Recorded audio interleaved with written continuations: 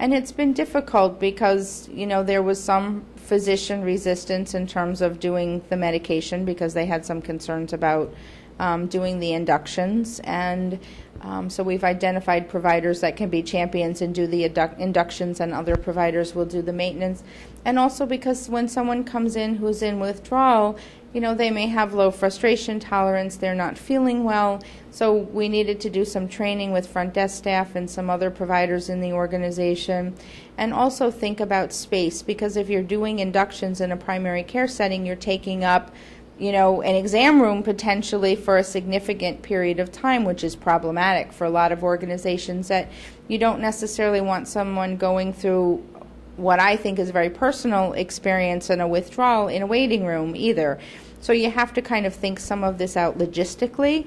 I think now people are saying, well, we don't want these people coming in with addiction, and there's some real stereotypes about who these people are. And what we're finding is that most of these folks are working individuals who really aren't able to access treatment in any other ways, and that this is an incredibly valuable resource for them. And they cherish it, actually. And that we have a lot of people who are very successful. We've also really put together some integrated teams. We have a work group around the Suboxone, and there is a social worker on that work group who is a champion for behavioral health in that particular area. There's physician, there's nursing, there's administration, there's finance. So that, and there's a contracting person as well from the business office, because this is also something that needs to be part of some payer contracts, and some of the payers require certification, and proof of that. So that's the interdisciplinary team that makes up the work group. The teams who are working on this are incredibly committed and very excited to doing it.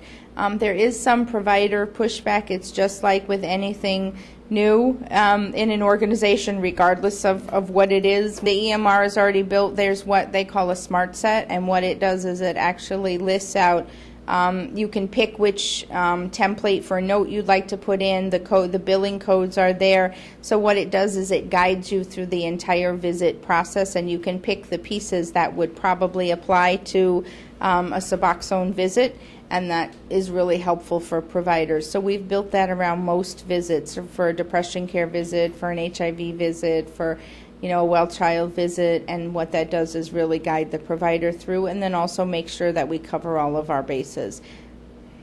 If you're a traditional community health center and you're closed on the weekends, you can only do the inductions in the beginning of the week. You can't start somebody on Thursday or Friday because you can't follow them, so you have to kind of think about all of those things beforehand. And are there times of the day when it's better to do the inductions, when the provider could have more room, when the center's less crowded? You also have to train your nurses, you have to train the front desk. We've talked about this internally. What we really envision is that a majority of our providers in all of our centers will be certified to at least do the maintenance, and that we will have multiple providers in every center who do the inductions. One, because you can't just have one person doing it, because you need coverage. If that person goes on vacation or does something, you need to have someone who has that level of experience and training to cover, but also just because it will be more accessible across our centers.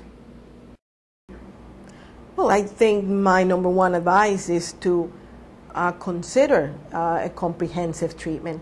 I think it's extremely important to be connected with the primary care providers, social workers, psychologists, case managers. So you will bring all those disciplines together to be able to provide 100% care to those individuals. I would say go for it. I would say also that to be very cautious. If you can have someone dispense it to you, that would be wise, because as addicts, if one's good, two's better.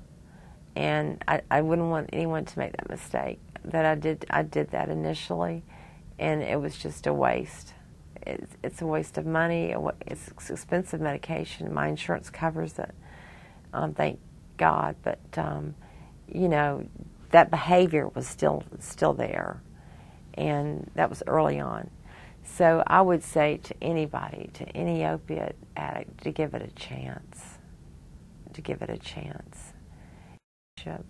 But I see a future of hope, of hope and like I said, those liquid handcuffs, that methadone and that nasty, all that stuff.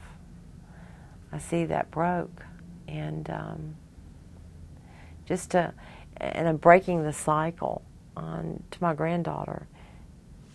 She won't have a junkie for a grandmother, and that's very profound.